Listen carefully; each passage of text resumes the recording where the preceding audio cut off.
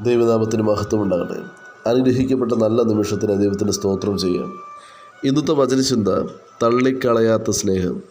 വചനം ശ്രവിക്കുന്ന പ്രിയ ദൈവജനമേ, താങ്കൾ സ്നേഹിച്ചവർ താങ്കളെ മനസ്സിലാക്കിയില്ല, താങ്കൾ വിശ്വസിച്ചവർ താങ്കളെ ചതിച്ചു, താങ്കളെ കരുതേണ്ടവർ താങ്കളെ തള്ളിക്കളഞ്ഞു.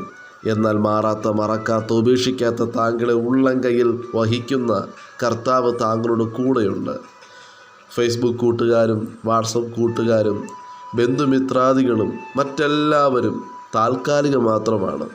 എന്നാൽ കർത്താവ് യേശുക്രിസ്തു നിത്യതയോളം താങ്കളോട് കൂടെയുണ്ട്. കർത്താവ് യേശുക്രിസ്തുവിൽ ആശ്രയിച്ചാൽ താങ്കളുടെ ജീവിതത്തിൽ പുതിയൊരു ഉദയം നൽകുവാൻ കർത്താവിന് സാധിക്കും. ശൂന്യതകളെ നിറയ്ക്കുന്ന ദൈവം താങ്കളോട് കൂടെയുണ്ട്. ശൂന്യതകളെ നിറയ്ക്കുന്ന ദൈവം താങ്കൾ തകർന്നുപോയി എന്ന് വിധി എഴുതിയവരുടെ മുൻപിൽ താങ്കളെ കർത്താവ് പണിത് പുറത്തു കൊണ്ടുവരും. 1 രാജാക്കന്മാരുടെ പുസ്തകം 17-ാം അധ്യായം 4 മുതൽ 6 വരെയുള്ള തിരുവചനങ്ങൾ വായിക്കുമ്പോൾ ഭക്തനായ ഏലിയാവിനെ കാണാം. രാജ്യത്തിലെ സകലരും ഭക്തനായ ഏലിയാവിന് വിരോധമായിരുന്നു. ആഹാബ് രാജാവും സൈന്യവും ഭക്തനായ ഏലിയാവിനെ കൊന്നുകളയുവാൻ അന്വേഷിച്ചു. എന്നാൽ ദൈവശബ്ദം കേട്ട് പ്രവർത്തിച്ച, ദൈവശബ്ദം കേട്ട് അനുസരിച്ച ഏലിയാവിനെ ദൈവം തള്ളിക്കളഞ്ഞില്ല. ദൈവം ഭക്തനായ ഏലിയാവിനോട് കൽപ്പിച്ചു, തോട്ടിൽ നിന്ന് നീ കുടിച്ചുകൊള്ളണം. അവിടെ നിനക്ക് ഭക്ഷണം തരേണ്ടതിന് ഞാൻ കാക്കയോട് കൽപ്പിച്ചിരിക്കുന്നു. കാക്ക ഏലിയാവിന് രാവിലെ അപ്പവും ഇറച്ചിയും വൈകുന്നേരവും അപ്പവും ഇറച്ചിയും കൊണ്ടുവന്ന് കൊടുക്കും. തോട്ടിൽ നിന്ന് ഏലിയാവ് വെള്ളം കുടിക്കണം. ദൈവം പറഞ്ഞ ശബ്ദം കേട്ട് ഭക്തനെ ഏലിയാവ് അനുസരിച്ചു. ലോകത്തിലെ ഒരു മനുഷ്യനും അറിയാത്ത സ്ഥലത്ത് ഒളിച്ചിരിക്കുന്ന ഏലിയാവിനെ ദൈവം കാക്കയച്ച് പോഷിപ്പിച്ചുവെങ്കിൽ വചനം ശ്രവിക്കുന്ന താങ്കളെയും കരുതുവാൻ ദൈവം ശക്തനാണ്. താങ്കളുടെ പ്രതീക്ഷകൾ അസ്തമിക്കുന്ന സ്ഥാനത്ത് ചലിക്കുന്ന ദൈവകരമുണ്ട്. താങ്കൾ പരാജയപ്പെട്ടു എന്ന് പലരും പറയുമ്പോൾ താങ്കളുടെ പരാജയം കണ്ട മനുഷ്യരുടെ മുൻപിൽ വിജയം നൽകുവാൻ കർത്താവ് കൂടെയുണ്ട്. താങ്കൾ വീണ അതേ സ്ഥാനത്ത് ദൈവം താങ്കളെ എഴുന്നേൽപ്പിക്കും. താങ്കൾക്ക് ധൈര്യവും അധികാരവും നൽകി ദൈവം താങ്കളെ മാനിക്കും, അനുഗ്രഹിക്കും. യെശയ്യാപ്രവചന പുസ്തകം 46-ാം അധ്യായം 4-ാം തിരുവചനത്തിൽ ഇപ്രകാരം വായിക്കുന്നു: നിങ്ങളുടെ വാർദ്ധക്യം വരെ ഞാൻ അനന്യം തന്നെ, നിങ്ങളെ നരയ്ക്കുവോളം ഞാൻ നിങ്ങളെ ചുമക്കും.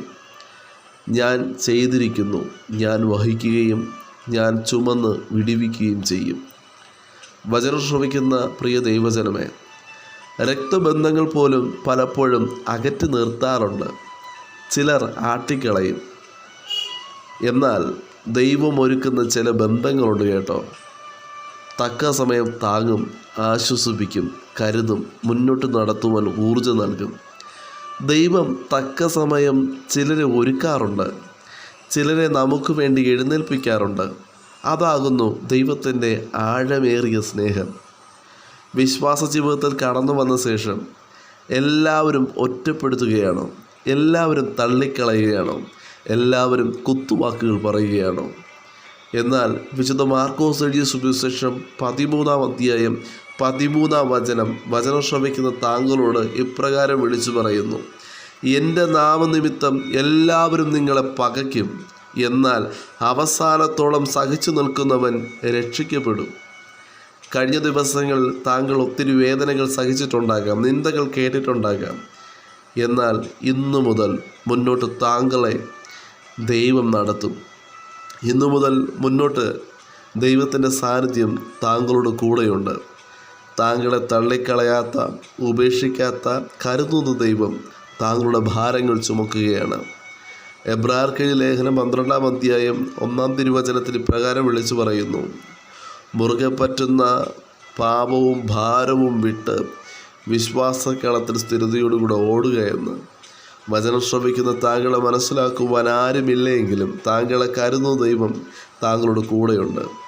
ആകയാൽ താങ്കൾ താഴ്ന്നു പോകുകയില്ല, ഉയർച്ച തന്നെ പ്രാപിക്കും. ഈ നാളുകളിൽ തള്ളിക്കളയാത്ത അഗാധമായ സ്നേഹം കർത്താവിൻ്റെതെന്ന് മനസ്സിലാക്കി കർത്താവിൻ്റെ സ്നേഹം തിരിച്ചറിഞ്ഞ് മുന്നോട്ട് ചലിപ്പാൻ വചനം ശ്രവിക്കുന്ന ഏവർക്കും കർത്താവ് കൃപയും അധികാരവും നൽകുമാറാകട്ടെ. God bless you. ആമേൻ.